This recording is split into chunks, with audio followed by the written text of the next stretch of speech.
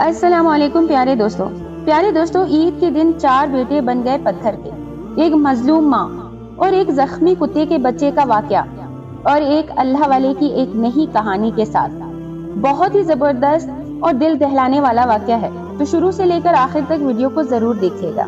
ایک بیوہ عورت کے 4 بیٹے تھے۔ بیوہ ماں کے ساتھ ان کا سلوک بہت خراب تھا۔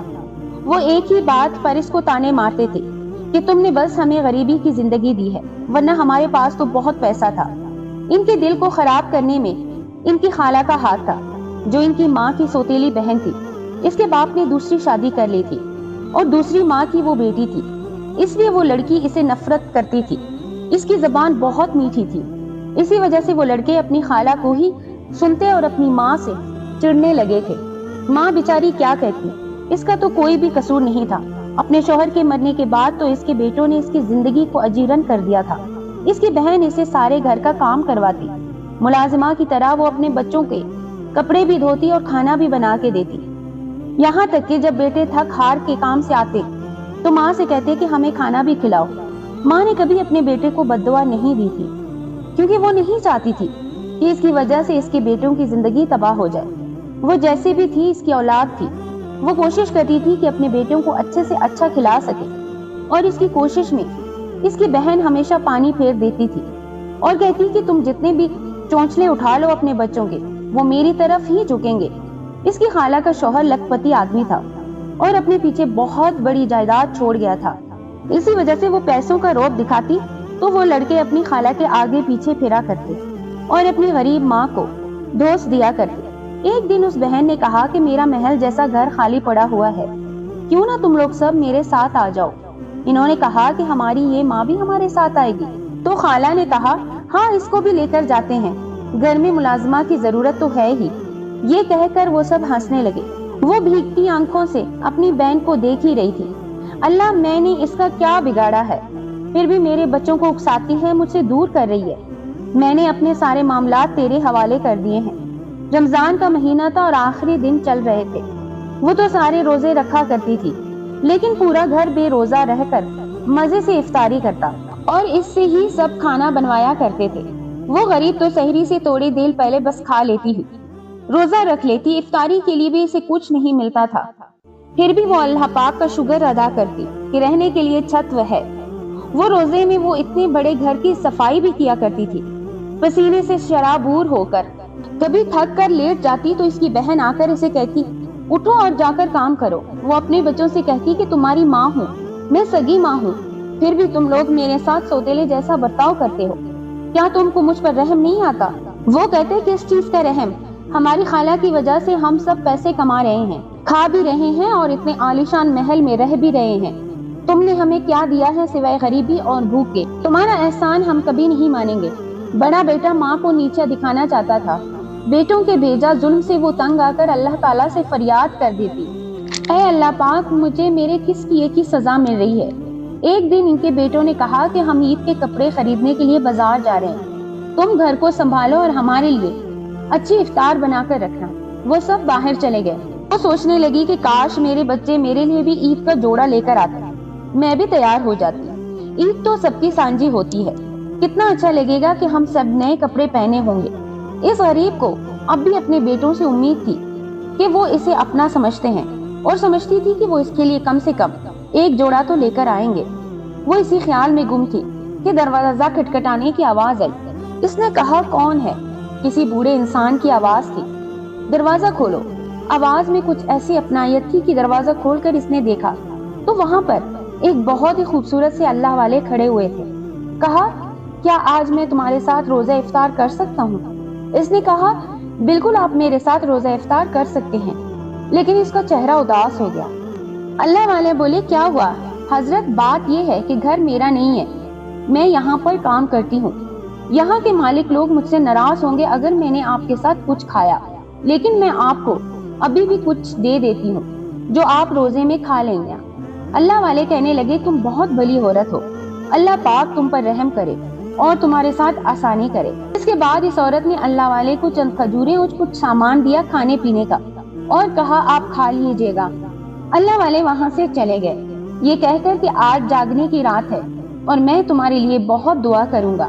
اس نے دروازہ بند کر لیا اور اس کی آنکھوں میں آنسو تھے کہ میں ایک غریب اللہ والے کو کھانا بھی نہیں کھلا سکتی ہوں۔ یا اللہ رب دو عالم، میری اتنی بھی حیثیت نہیں، کیا تو مجھے اتنا نہیں دے سکتا کہ میری جولی کو اتنا بھر سکتا؟ میرے گھر پر کوئی فقیر، کوئی ساحل بھوکا آئے تو میں اس کے لیے دسترخوان بچھا دوں۔ میری یہ حسرت کب پوری ہوگی جب میرے گھر پر بھی بڑے بڑے دسترخوان بچھیں گے؟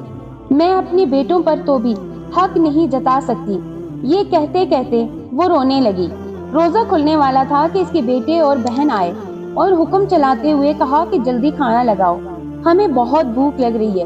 اس نے ان سب کے لیے کھانا لگا دیا اور اذان ہونے سے پہلے ہی سب نے مزے سے کھانا کھا لیا، لیکن اپنی ماں کو پوچھا تک نہیں۔ اذان ہونے کے بعد اس نے بس منہ میں کھجور رکھا، پانی پیا اور نماز پڑھنے لگی۔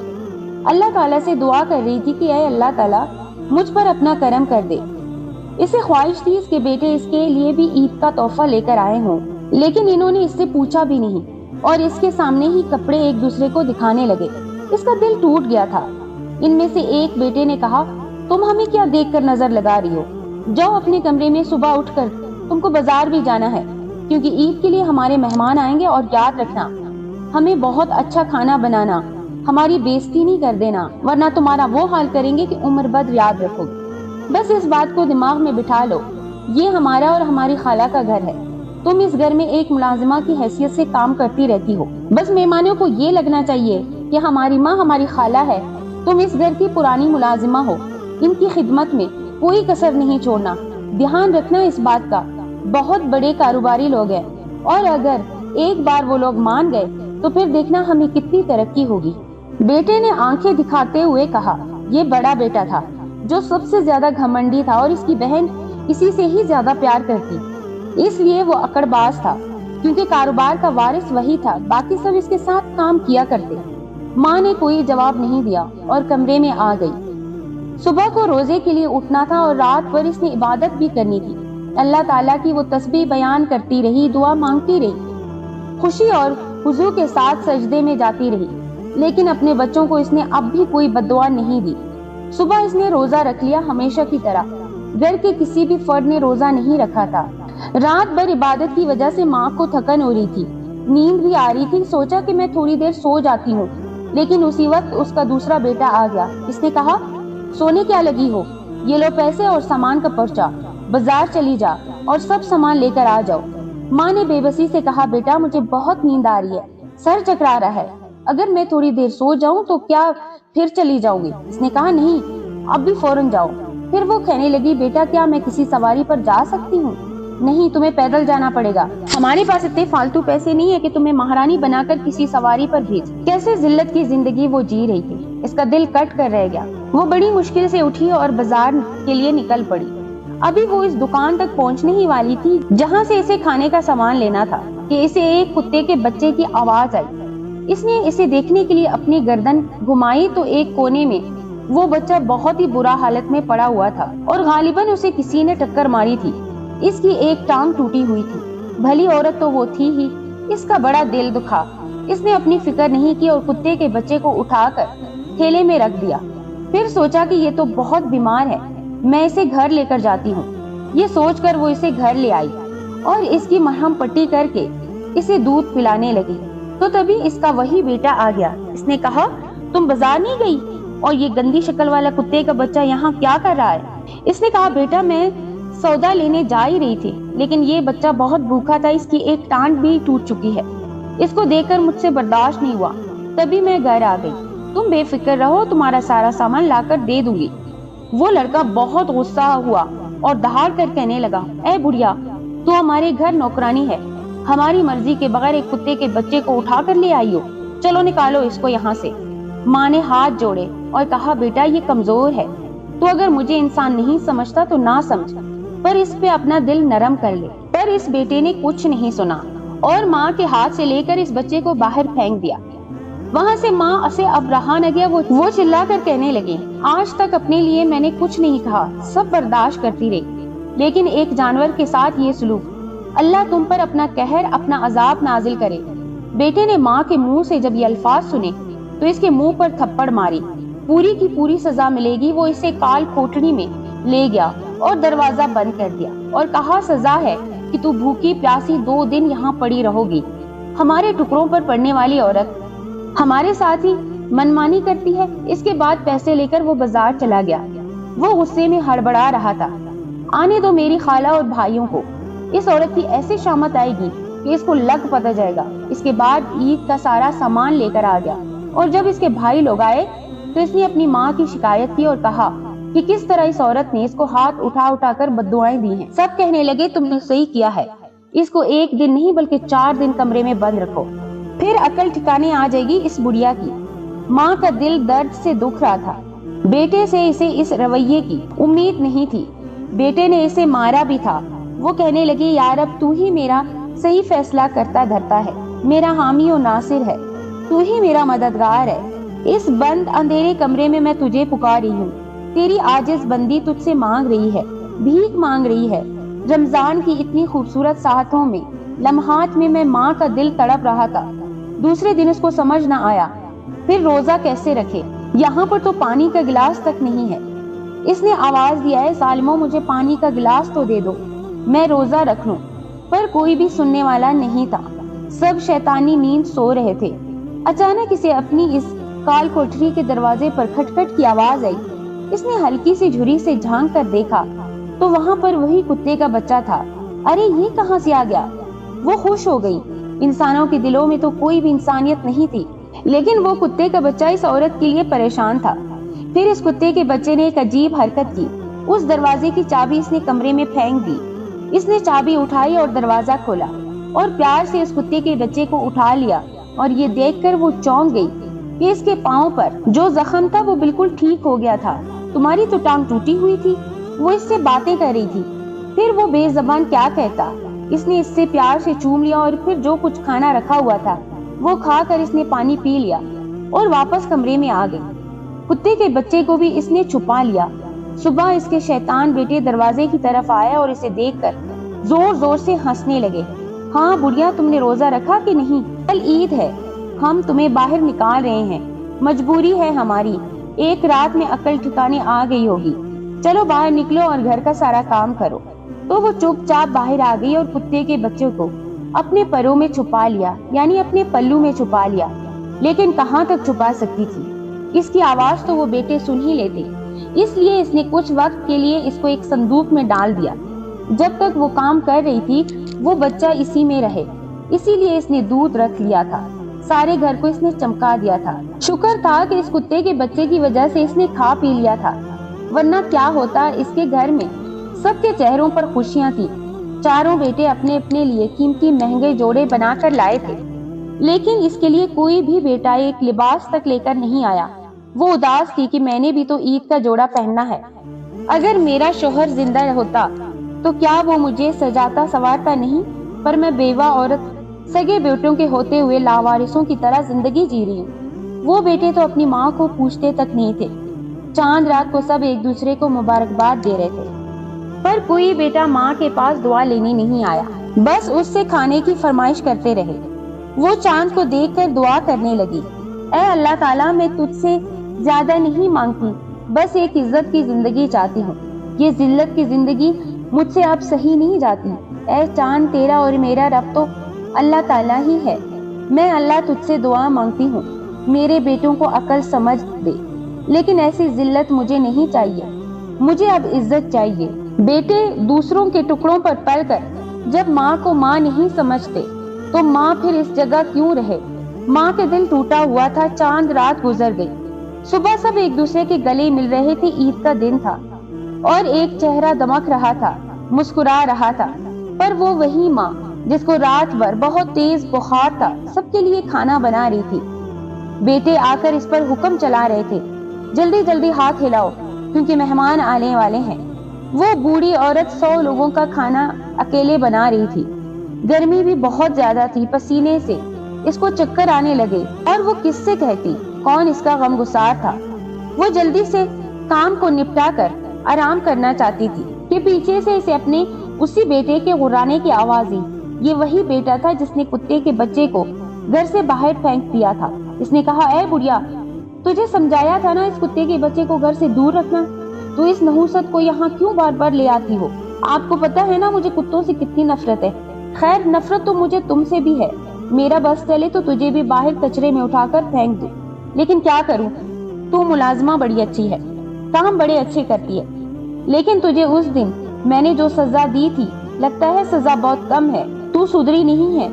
وہ ابھی آگے بڑھ کر اپنی ماں کے بال کھینچ کر اسے اذیت دینے والا ہی تھا کہ مہمانوں کی آمد شروع ہو گئی، اس لیے وہ ان مہمانوں میں لگ گیا۔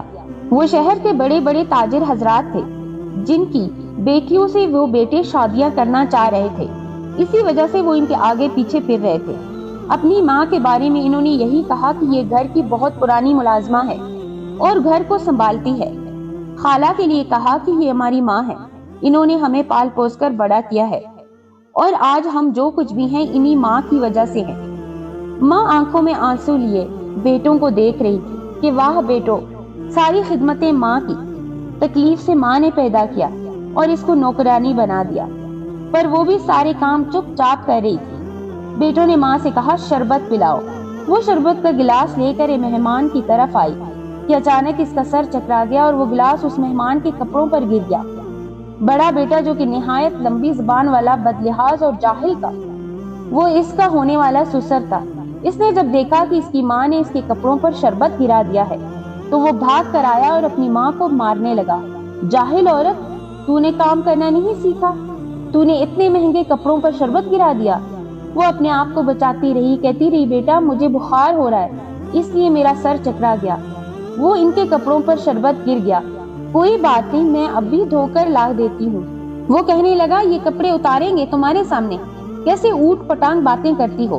پھر اس نے اپنے بھائی سے کہا کہ نکالو اس عورت کو یہاں سے، میں اسے ایک پل یہاں برداشت نہیں کر سکتا۔ وہ تو ویسے ہی موقع کے انتظار میں تھے، اس کتے سمیت اس ماں کو نکال دیا۔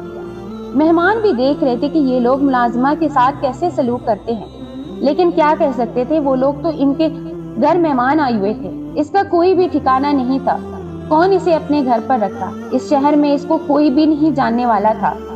اس کتے کے بچے کو پیار سے گود میں لے کر انجان راستے پر وہ جا رہی تھی کہ ایک دم سے وہ کتا اس کے گود سے ایک دم چھلانگ لگا کر سیدھے راستے پر چلنے لگا۔ وہ کتے کو روکنے کے لیے اس کے پیچھے جا رہی تھی کہ اس کو ایک بہت خوبصورت سا گھر نظر آیا۔ اس نے کہا ہمیں یہاں نہیں جانا چاہیے۔ وہ کتا سن نہیں رہا تھا اور دروازے کے پاس جا کر کھڑا ہو گیا۔ وہ عورت کو اشارہ کرنے لگا کہ دروازہ کھٹکھٹاؤ۔ اس نے کہا نہیں، بری بات ہے، عید کا دن ہے، سب لوگ اپنے گھر میں مصروف ہوں گے، میں ان کو بگاڑ نہیں سکتی۔ وہ جانے لگی، ایک دم دروازہ کھلا، اس کو یقین نہیں آیا، وہاں پر وہی اللہ والے تھے، ظرف ورق قیمتی لباس پہنے ہوئے تھے۔ کہا کہ آ گئی، میں کب سے تمہارا انتظار کر رہا ہوں، تمہیں عید الفطر کی بہت بہت مبارکباد۔ اللہ والے نے کہا گھبراؤ نہیں، اندر آ جاؤ، تمہارا اپنا ہی گھر ہے۔ وہ تھوڑا جھکتی ہوئی گھر میں داخل ہو گئی۔ وہ گھر بہت خوبصورت تھا، اس میں ہر چیز موجود تھی۔ اس نے کہا یہ شاندار سا گھر اب آپ کا ہے۔ تو اس دن وہ میرے دروازے پر، وہ سب تمہارا امتحان تھا۔ اے پاک باز عورت، اللہ کے نیک بندے جب دعا مانگتے ہیں، جب مظلوم کی آہ نکلتی ہے تو اللہ تعالیٰ ان کے لیے کوئی نہ کوئی وسیلہ بنا دیتا ہے۔ اور ویسے بھی تمہارا امتحان تو تب سے شروع ہو گیا تھا جب تم نے اپنے ان 4 بیٹوں کو پیدا کیا جنہوں نے تمہاری خدمت نہ کر کے اپنے لیے جہنم کا سودا کر لیا، تمہارا دل دکھایا، اور آج عید کے دن جبکہ کسی کا دل نہیں توڑنا چاہیے لیکن تمہارے اپنے خون نے تمہارے ساتھ ایسا کیا، اللہ تعالیٰ انہیں کبھی معاف نہیں کرے گا۔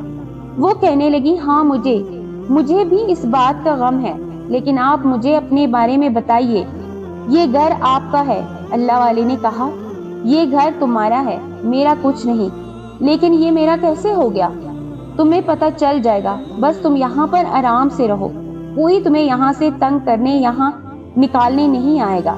پھر اللہ والے نے اس عورت کو دوا دی اور دودھ گرم کر کے دیا، اس نے دودھ پی لیا، پھر آپ نے آرام کیا۔ دوپہر تک آرام کرنے کے بعد اس کی طبیعت بہتر ہو گئی تھی۔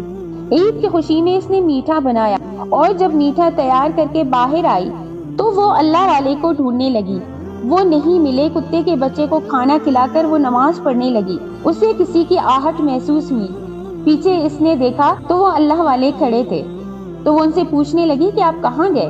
اللہ والے نے کہا میں نماز پڑھنے گیا ہوا تھا۔ تم نے کیا میٹھا بنایا ہے؟ وہ بولی ہاں میں نے شیر خورما بنایا ہے، آئیے میں آپ کو دیتی ہوں۔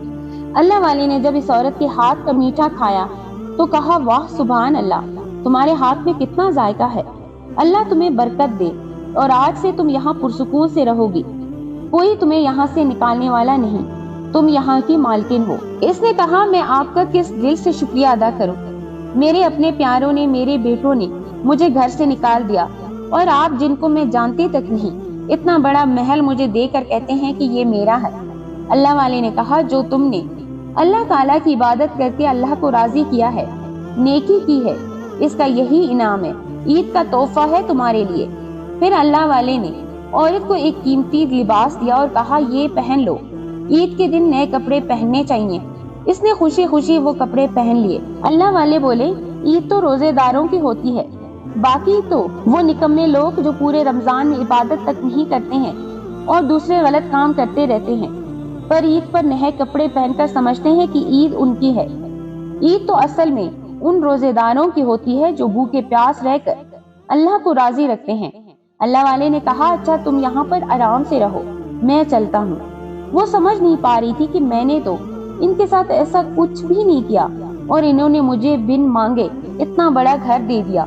وہ اس کتے کے ساتھ اس گھر میں رہنے لگی، لیکن اسے جب اپنے بیٹوں کی یاد آتی تو کہتی یا اللہ میرے بیٹے کو، وہ مجھے اپنے گھر سے نکال کر کیا اتنا خوش ہیں، اتنا مست ہیں اپنی زندگی میں، لیکن وہاں پر ان بیٹوں کی زندگی کی بربادی شروع ہو گئی تھی۔ جس دن یعنی عید کے دن انہوں نے اپنی ماں کو گھر سے نکالا تھا، اس بڑے بیٹے کا سسر جو کہ کاروبار میں ان کے ساتھ شریک تھا، اس نے کہا تم نے ایک بوڑھی ملازمہ کے ساتھ اتنا خراب سلوک کیا، میں اپنی بیٹی تمہیں نہیں دے سکتا۔ جس کا رویہ نوکروں کے ساتھ اتنا برا ہے، وہ بھلا میری بیٹی کی عزت کیا کرے گا؟ وہ کہنے لگا ارے وہ تو ایک غریب عورت تھی اور اس نے آپ کے لباس پر شربت گرا دیا تھا، اسی وجہ سے میں نے اس کے ساتھ ایسا کیا۔ وہ بولا چاہے کچھ بھی ہو، شربت تو میرے کپڑوں پر گرا تھا، تمہارے نہیں، تم نے اس کے ساتھ اچھا نہیں کیا، اب میرا تم سے کوئی تعلق نہیں ہے۔ وہ سارے رشتے ختم کر کے جا چکا تھا، وہ ان سب میں سب سے امیر تھا اور اسی کے پیسوں سے ان کے کاروبار میں اتنی ترقی ہوئی تھی۔ ان چاروں کے تو ہوش اڑ گئے، ان کی عید تو جیسے ایک اذیت اور عذاب بن کر رہ گئی، کیونکہ عید کی خوشی تو اس وقت تک تھی۔ وہ اتنے پریشان تھے کہ اب کیا کریں۔ ایک ہی دن میں کاروبار جو کہ اونچائی کو چھو رہا تھا زمین پر آ گرا۔ وہ کسی کو منہ دکھانے کے لائق نہ رہے، کیونکہ جب اس امیر آدمی نے اسے اپنا رشتہ توڑا تو باقی لوگ بھی ان سے منہ موڑ چکے تھے۔ اب وہ چاروں بھائی شرمندہ ہو رہے تھے کہ ہم نے اپنی ماں کے ساتھ ایسا سلوک کیا ہے، شاید اسی وجہ سے ہم تباہ ہو گئے۔ اپنی ماں کی بہن سے کہنے لگے کہ ہمیں اپنی ماں سے معافی مانگنی ہے۔ وہ چلاک عورت ناک منہ بنا کر بولی لیکن میں تو ایسے نہیں ملوں گی، تم لوگ اپنی ماں سے ملنا چاہتے ہو تو مل لو۔ پھر ایک بات صاف صاف کہہ دیتی ہوں، وہ بیوہ عورت بہت عیار ہے، کسی عامل سے مل کر تم سب پر جادو کروا رہی ہے۔ بیٹوں نے کہا کیا ایسا بھی کوئی ماں کر سکتی ہے؟ ہاں ہاں ایک ماں سب کچھ کر سکتی ہے۔ بیٹوں کو سڑک پر لانے کے لیے اس نے پھر سے ایک اور وار کیا۔ بیٹے نہ جانے اس کی باتوں میں آ جایا کرتے تھے۔ کہنے لگی صحیح کہتی ہیں آپ، پھر کیا کریں؟ کچھ نہیں، ہمیں کسی بڑے عالم سے ملنا چاہیے تاکہ معلوم کریں کہ کون ہمارے ساتھ یہ سب کروا رہا ہے۔